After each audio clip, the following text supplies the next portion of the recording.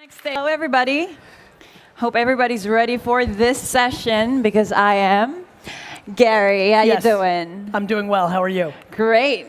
Hello, Hong Kong. Hello, Hong Kong. Now that's the spirit. Yes. Okay, before we start, maybe I'm gonna start a little bit. There's gonna be a Q&A session here, so please get ready with your questions, and then you can ask Gary straight away. But before we start, if I see a lot of your videos and all that, and you talk a lot about startups, right? And there's so many startups right here at Rise. They rise and they fall, and they rise and they fall. How many times did you rise and fall all the way through your own experience? Well, as an entrepreneur, I think I rise and fall on a daily basis on a micro. On a macro, I haven't had too many falls in the companies that I've run because, to be very frank, I was born in the Soviet Union. I'm an immigrant. And I am not a tech entrepreneur that thinks about funding and customer acquisition and metrics that have nothing to do with running a business. The businesses that I've run have been a wine shop e-commerce business and a digital agency. Neither had funding. The first was a family business. The second, I started by getting a client. Vaynermedia is 7 years old. I've grown it from 0 to $125 million in revenue, and we never raised a dollar. I just run a business. You know, a business. One where you make more money than you spend. Right. And it's about having customers. So I haven't had falls because I haven't put myself in the position to be a unicorn or go out of business. I've been tried and true, build actual businesses. On a micro, I make fucking mistakes daily. And I think that that is just part of the game. And it's all right to make that kind of mistake and not getting back up. Yeah, I think the biggest reason I believe we're living through fake entrepreneurs and a huge influx of fake entrepreneurship is because you have to love to lose. You have to like to have the chip on your shoulder, the scarlet letter, if you're a purebred entrepreneur. I prefer to be underestimated. I would argue for all my self-promotion and me being out there, I speak, if you know my spiel, a lot more about my hard work than my smarts. I rarely talk about being smart. Like, you know, I let my actions speak to my smartness on proper investments or predicting where the world's going or auditing where the world is properly. But I like losing. I mean, I left the wine business because I won. I will leave the agency landscape eventually too. Now that Vayner's starting to become a player, it's not as fun. I like when people don't, you know, one of the reasons I'm so excited about getting into the Asian market with my content, with Vaynermedia, with my investing, is I'm far less of an entity in this part of the world. I'm underestimated. That's more interesting to me. I like getting punched in the mouth. I hope, well, that requires lots of patience. 100%. 100%, right? And I see a lot of entrepreneurs when they start, they think maybe within like 3 months to 6 months, they're gonna achieve lots of money and goals and everything. It requires a little way longer than that, right? The patience itself. Yeah, and we're also, I want to remind everybody here, this has been an unbelievable era of unbelievable amounts of money poured into the ecosystem. So for the last 7 to 8 years, almost 9 years now, we've been on the rebound of global economic issues. And obviously, if you're talking about mainland China, there was no rebound, it's just been growth. So one of the things that's fascinating to me is that a lot of the entrepreneurs that are navigating right now are navigating under the greatest time to build businesses maybe in the history of all time, if you look at the financial structure. So the lack of patience, the lack of actually having, you know, when I think about all the startups here, there are few that are actually profitable. They're all burning. Listen, let me give you a fun little statement, Hong Kong. It doesn't take a fucking hero to lose money every month. So true that. Anybody can do that. You're not special. So I think that 98% of them won't make it to the other side. They'll never build something that sustains itself. There'll be economic slowdown. Everybody will wake up and realize they're far better off to take their money and put it in public markets than into this horse shit. And this great golden era will burn, and everybody here will go work for at a bank. And the ones that don't, when they hear me say that, and they go, fuck you, Gary, if they can back it up and execute, they'll win. And that's the game. What's amazing about being part of the entrepreneurial ecosystem is it's meritocracy. Winners win and losing players lose. Mm-hmm. It's fun. I love that about this game. When I lose, I say that I deserve it. I think I deserve it. I made a mistake. I was wrong about the market. I was wrong about a person. I was wrong. I never think it was your fault or this fault or TechCrunch wrote the wrong thing or like, I lost. You own it, right? Of course. The quickest way for me to judge somebody who I know is not going to win long term is their ability to blame others. Interesting. That's very interesting. I'm pretty sure everybody here wants to ask lots of questions to Gary, but before we go there... And how are we doing that? Do you guys have runners? Yeah. Or are they lining up? They're lining runners. up. One more question, though, about Planet of the Apps. Yes. Oh, what's the background about that? I'm pretty sure everybody wants to know. Apple sent me an email and said, do you want to be on a show that we're going to put in 131 countries with will.i.am, Jessica Alba, and Gwyneth Paltrow? And I said, fuck yes. Isn't that amazing? Okay, anybody want to ask question to Gary?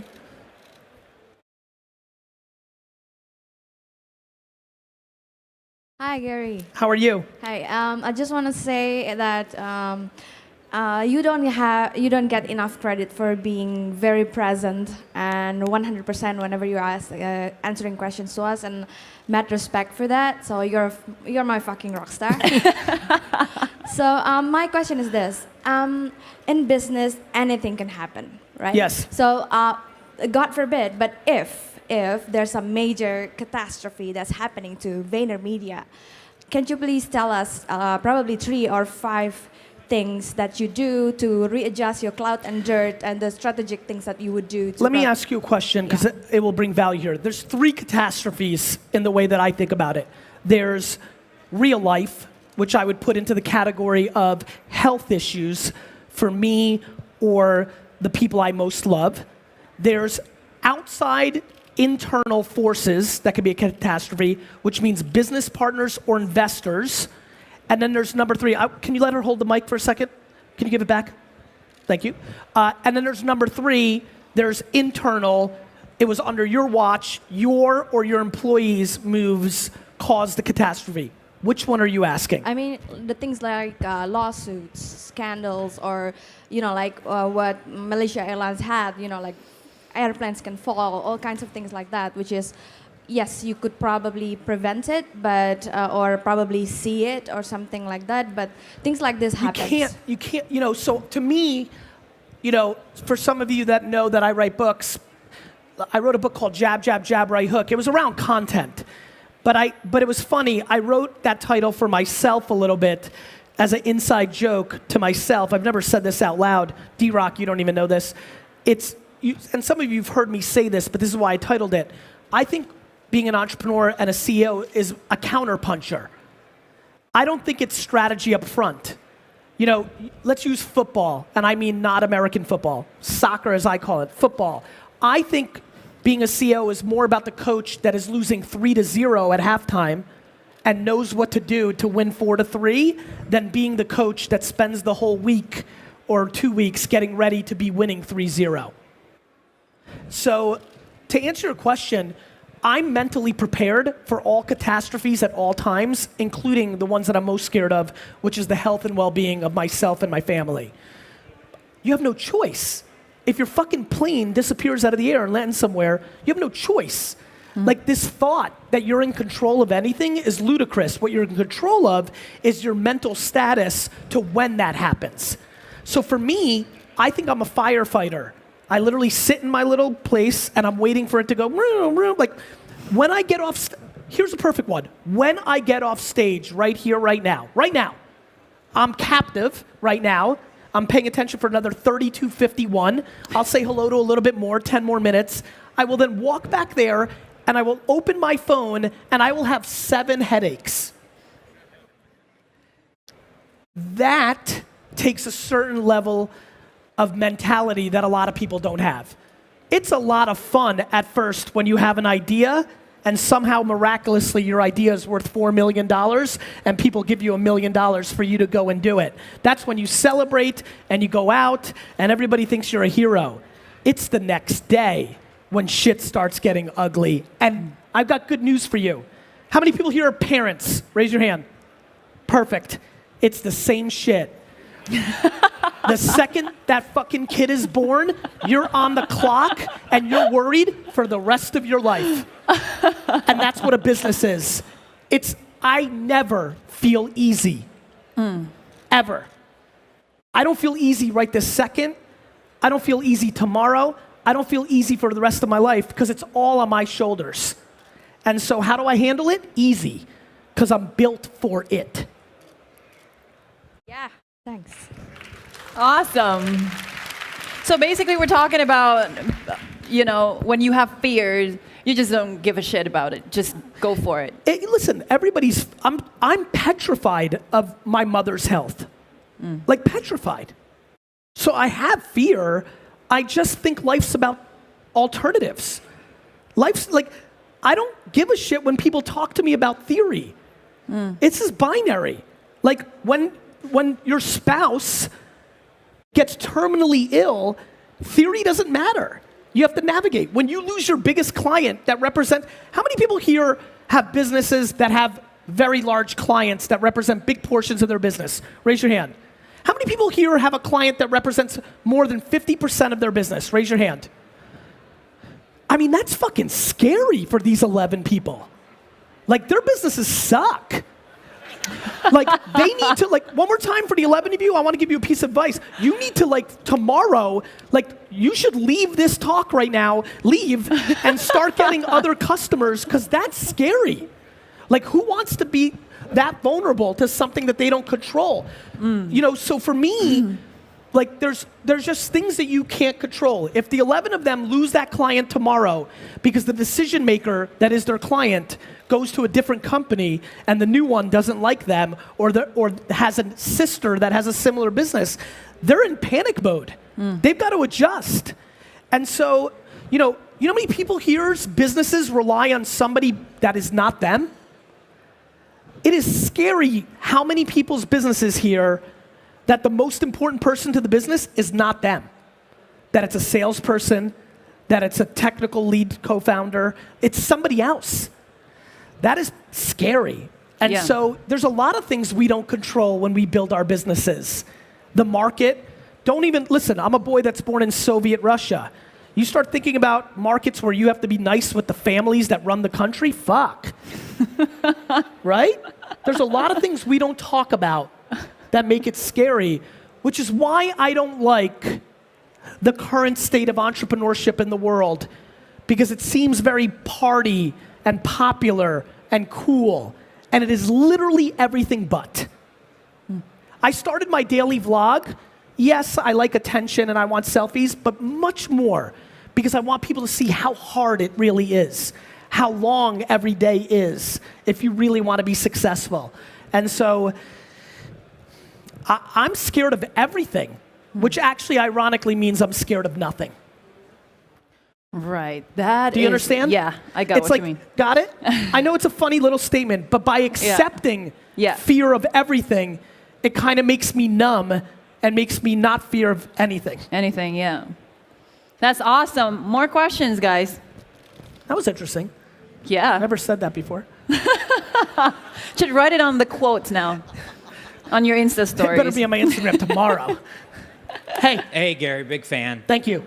We run a home-based senior care company in mainland China. Home base, got it. So we train caregivers and they go to the home to provide Love it. services, keep people at home where they want to be. Understood. Our challenge, our biggest struggle is selling the intangible in a still very tangible, focused customer base, especially in mainland China.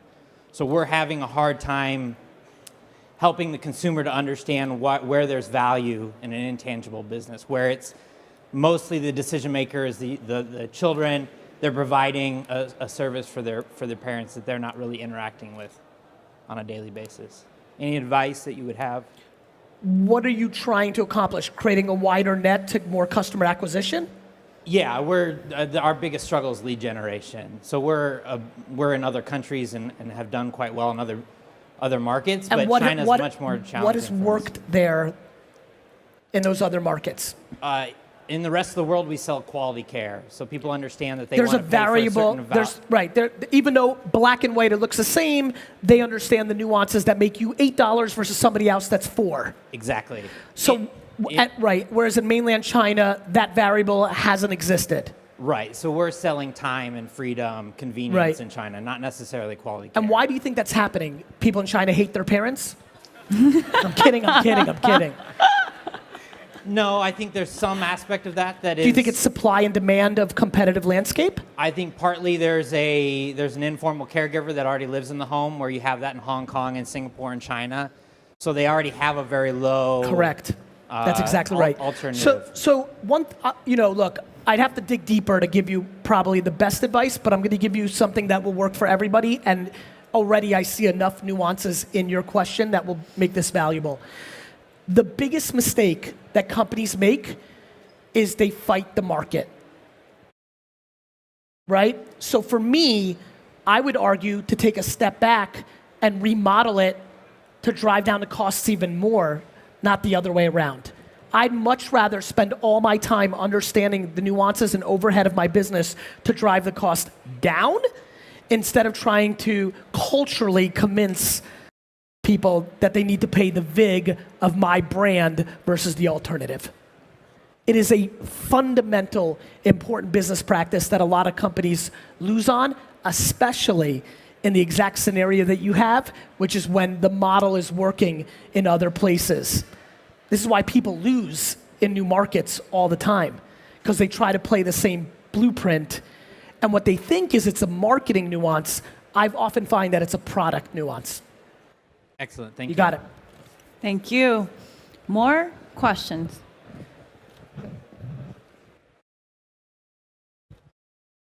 Hey Gary, Scott here. Big fan. One thing, you talk a lot about documenting everything you do, like as a great way to produce content. How do you keep it so fresh? Because you guys, I mean, you've got someone following you around, doing daily V every day. How do you make sure that you keep your content fresh, you keep your narrative new, and keep your audience engaged? Well, I'm super fucking interesting. And maintain your ego at the same time. Yeah. Look, I think what's worked for me is that I understand things are tried and true. There are only certain ways we can communicate with each other. The written word, video, audio. So what I've done, I think well, is created a framework. The vlog, D-Rock, where are you at? Let's hear it for D-Rock. It's a really important thing we did. By having the vlog, like the thing I just said about fear, I'm fucking documenting everything I do. That's the first time I've ever said that. Now what happens back home is it'll probably make the vlog. This whole day of 8 hours, 12 hours, 15 hours of filming becomes, as you know, a 17-minute piece of something. Yeah. It's the other content that grooms from it. The vlog is the framework, but all the quotes on Instagram, the articles on Medium, the podcast will expand. Colin, for my team, in 7 days, inevitably is gonna ask me 13 questions over a phone call of what I meant about fearing everything and then fearing nothing.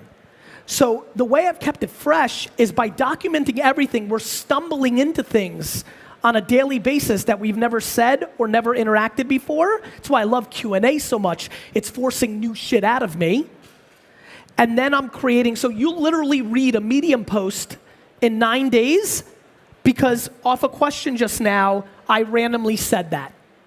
So we've created I am a human media company, and the pillar of my media, the anchor program, is the vlog, and all the ancillary supporting content programs come from the mothership. Got it? So I sell sawdust, right? Yeah. The byproduct is I'm cutting this wood, but the sawdust, one day, somebody in the world looked at all the sawdust, all the stuff that fell from cutting wood, and said, fuck, I'm gonna sell that. So for smaller businesses, you would suggest for them to actually create their content based on the conversations they're having with their customers? If they want to paint a narrative of a business personality environment. Okay. Right? You know, to me, it works hand in hand. You know, some businesses be don't. both. But Wine Library would have worked that way. If I was documenting when I ran a wine store, when salespeople were coming in and tasting me on wine, that could have been the ancillary creative. So I think you have to make sure the creative matches the strategy of the business that you're running. I, at that time, wouldn't have wanted to be a business thought leader. I would have just wanted people to be obsessed with my wine tasting skills and selling skills. So the vlog or the quotes would have been more about me tasting a wine that I didn't even decide to buy for Wine Library, but I was giving you guys value by reviewing this champagne that you could have bought elsewhere. I would have brought you value that would have impacted me. Got it? Sawdust.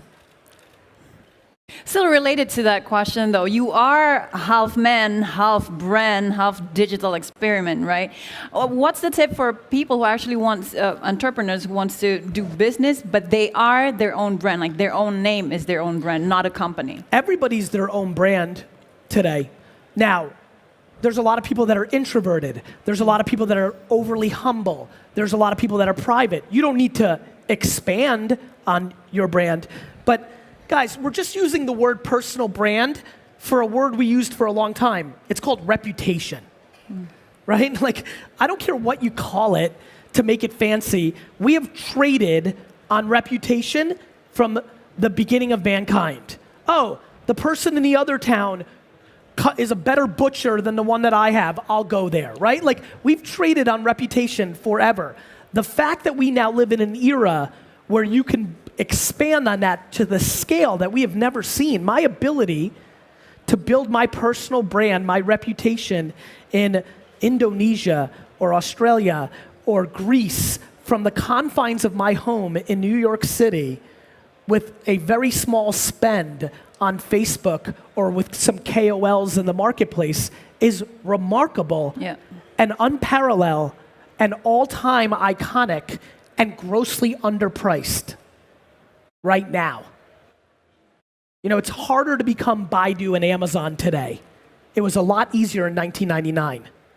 This is a very special moment in time, and most people are wasting it because they're debating if it's a good idea.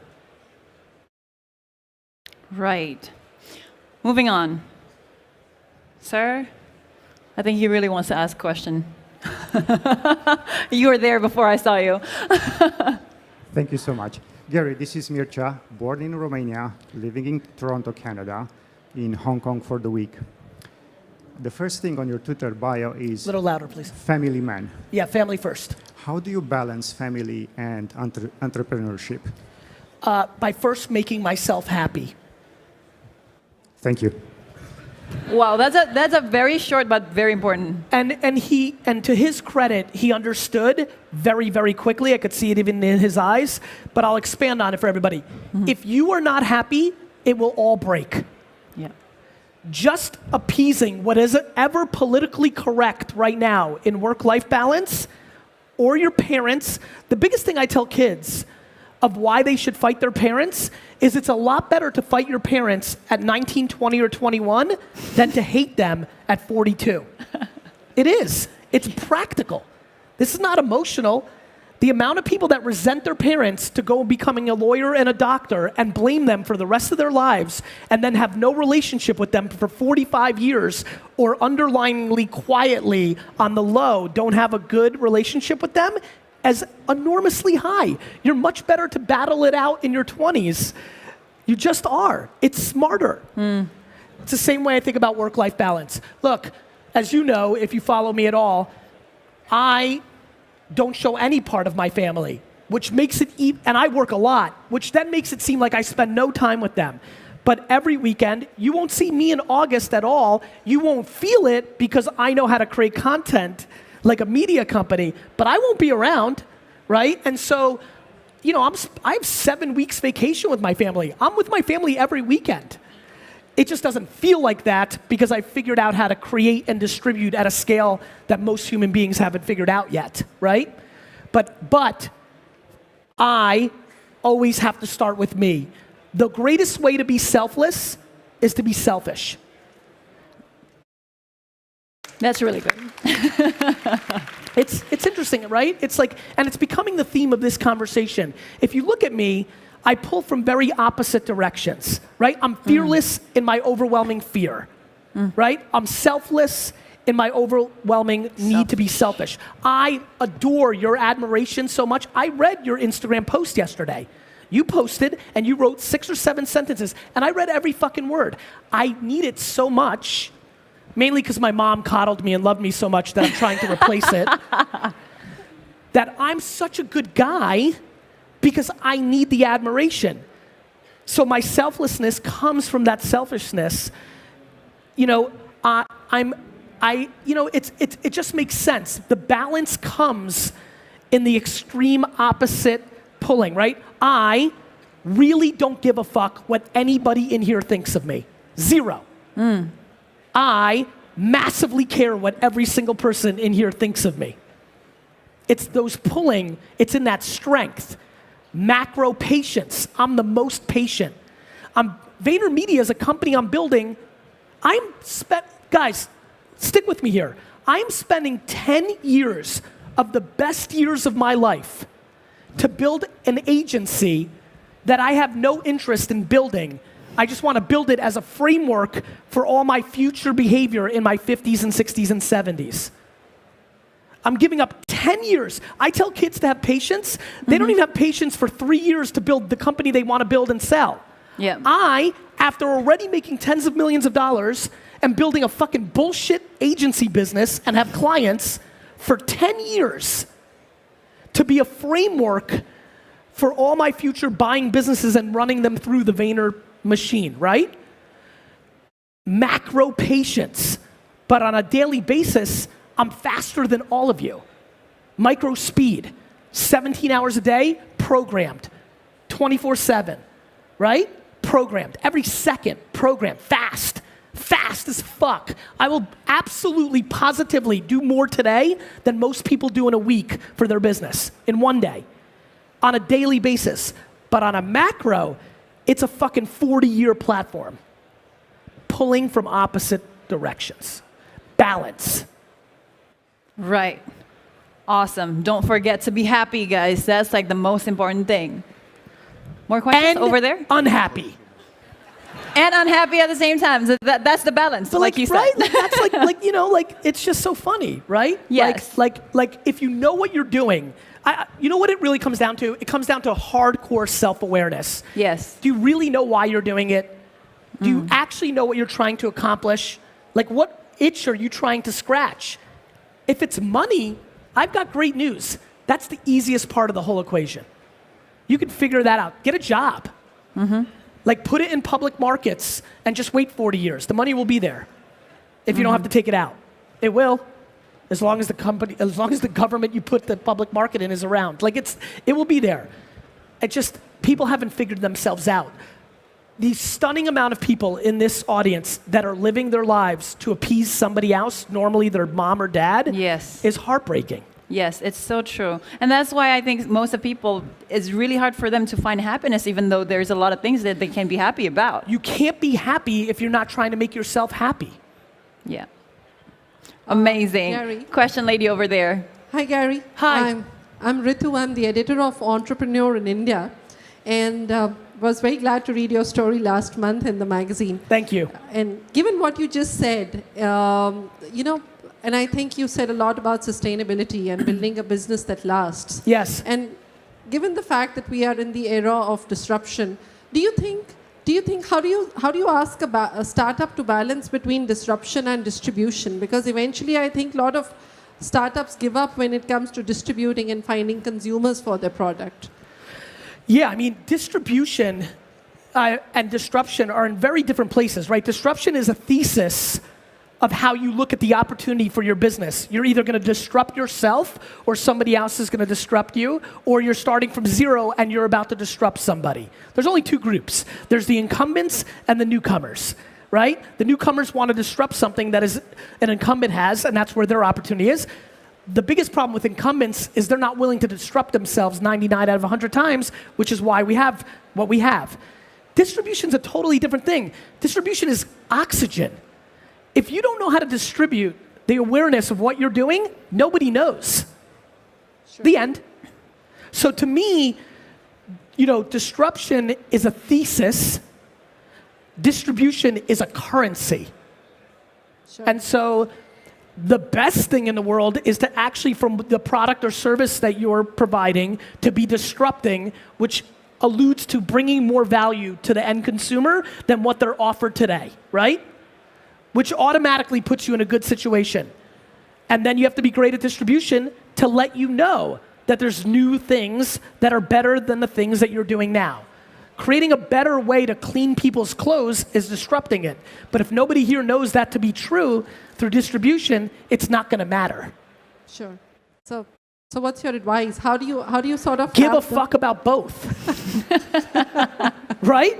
Like the advice is be religious. Blindly religious about being great at both. That's what I've done. Wine Library disrupted. Everybody was selling wine at their local store. I wanted to ship it to you through FedEx and UPS and DHL, and I did that in 1996 when everybody told me that the internet was a fad and nobody would ever buy wine on the internet. VaynerMedia is disruptive.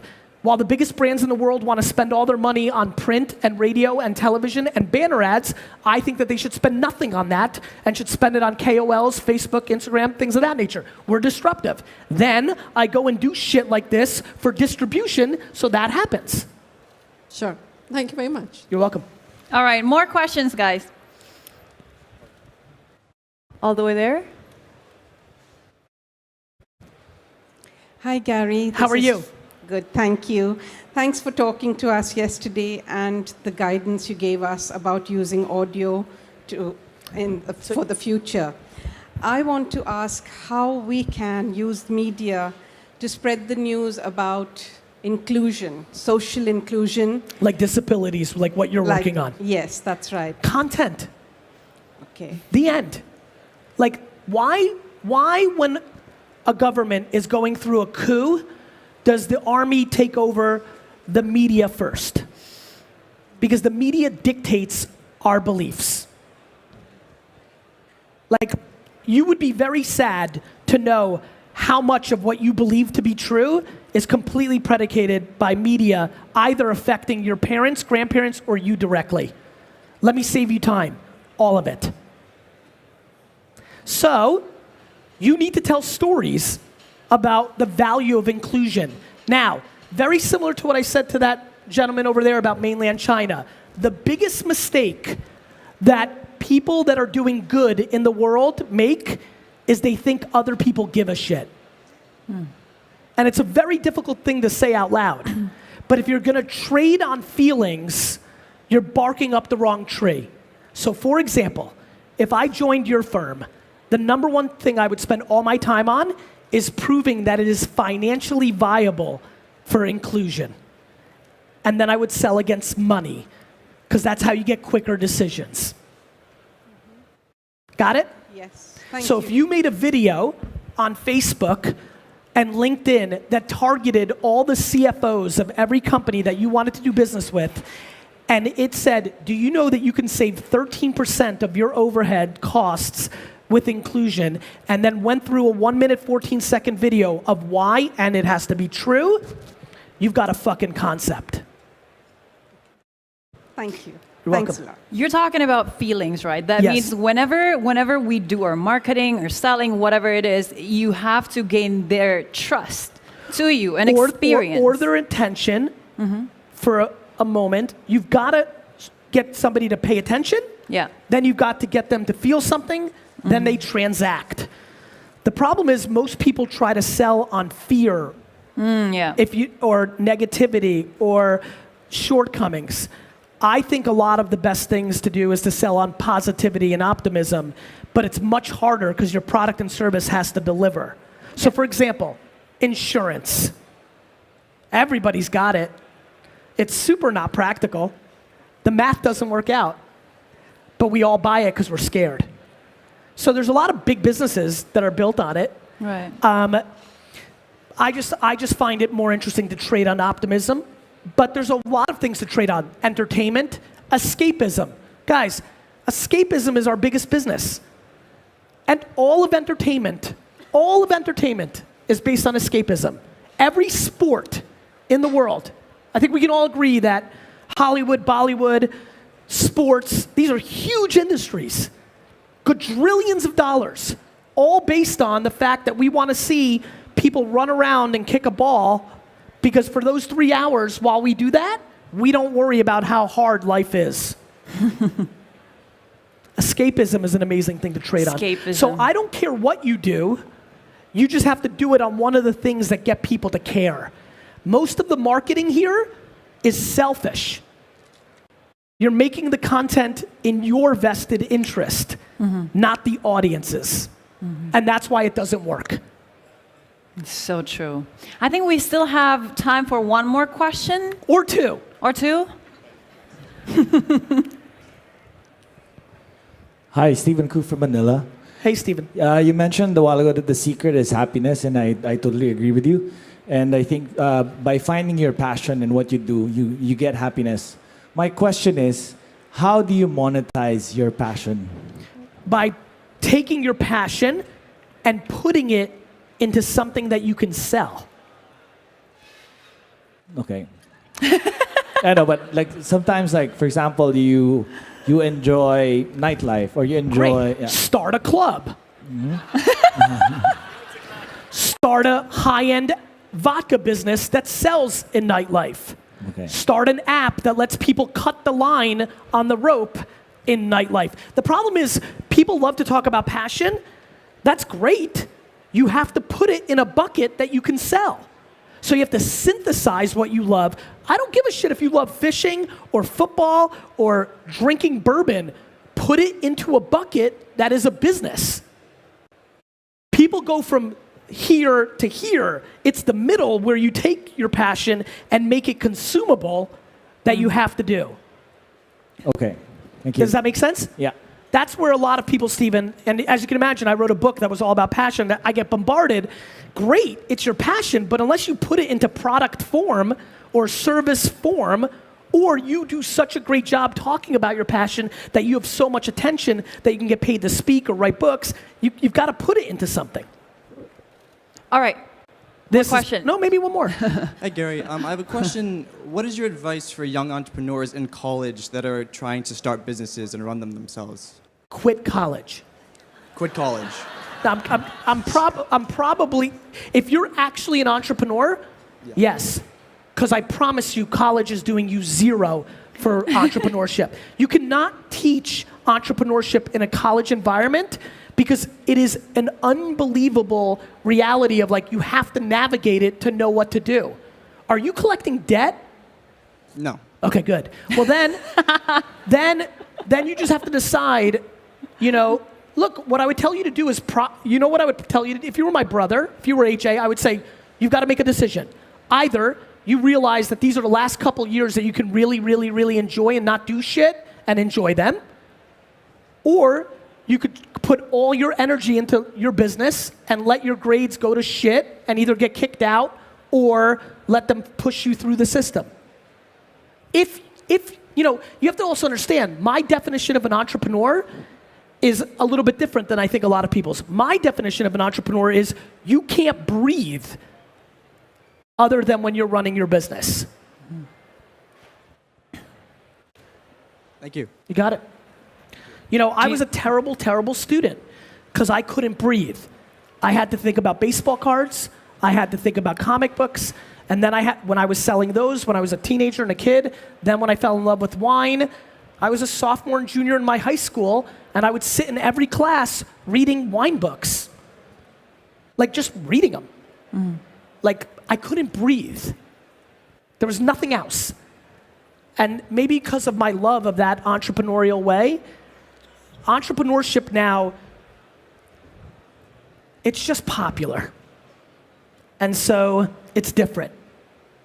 And it will fail. It's too hard. Guys, entrepreneurship now looks like becoming a rapper and an athlete. The difference is those are much more black and white if you're good enough. Everybody thinks they can be one.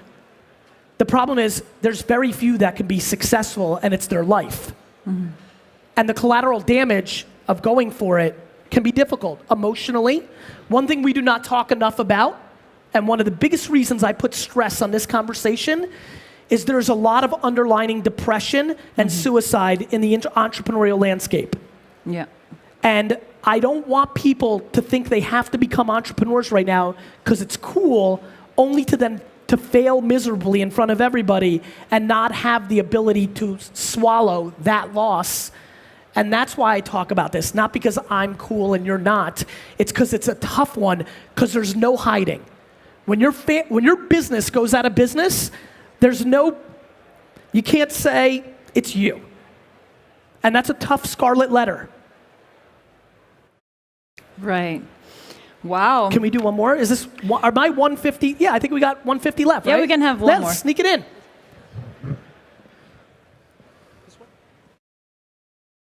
Hello. Hello. It's me again, Evram. I would like to thank you so much. First of all, I've been watching your talks, your videos a lot in the morning because my mom never supported me, and I had to hear and watch somebody that will give me this push. And thank you so much for that. I really appreciate. I will tell you, and I apologize for cutting you off. I was so supported by my mom to be an entrepreneur, and I want to remind people, and this is a great crowd to understand me. I was an immigrant. If you're an immigrant or you come from immigrant parents, education is the way out. Every Russian, Jewish boy and girl that came from the Soviet Union with my parents was getting straight A's on their way to Harvard. I was getting straight F's. So for my mom to have the self-esteem to not care what the other parents thought, to let me do my thing, was such a gift that I now produce content on a daily basis because I feel guilty that I had it so good, and I want to provide that for you guys. That is why I do it. That's amazing. Go ahead. Thank you.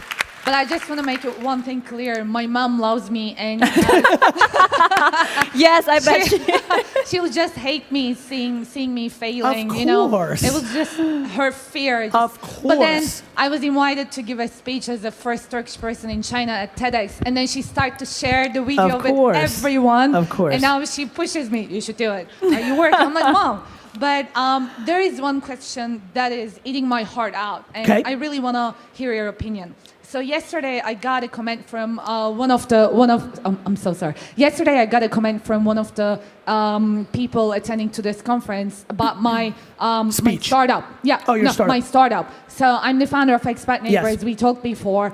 But as I said, we started with expats, but it grew to returnees, local people, sea turtles that been abroad but came back.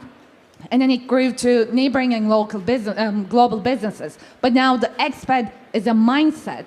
But the person told me to stop using expat. But then it's just a journey. What do you think about it changing, starting with one name, and then throughout the whole journey, the whole thing changes, evolution, of course. Do you think that it's good to change the name of the company, or? So there's two things that run through my mind. One, I think before we even get to that part, because that's the easy part, the first part is how much do you think about driving the business in the way that you think about it versus other people that you respect and what their opinions are is very important. Number two, it just depends on how good of a brand name you have. It seems that your business is small enough and young enough that it doesn't matter if you change your name now. But there was one thing. So we got the partnership with Shangri-La, and then the speech person in that hotel, one time he said, so you're an expat, what if you leave? I'm like, well, I'm not. And then another director in the hotel said that you can't, it's your identity. And I didn't say it, that person said it. So I'm like, whoa, Yeah. that's wrong. But yes, we're still small in that case. Yeah, I mean, I'll be very honest with you. This is a non-issue one way or the other. Genuinely, I believe that whatever you decide to do, it's going to be completely relevant to the outcome of the business. Okay. Thank you so much. You're welcome. I appreciate. That's amazing. Okay, okay. The time is up, guys. Thank you so much for being here. Thank you so much, Gary V. I'm CHERYL Marella. Bye back there. See you on the next day.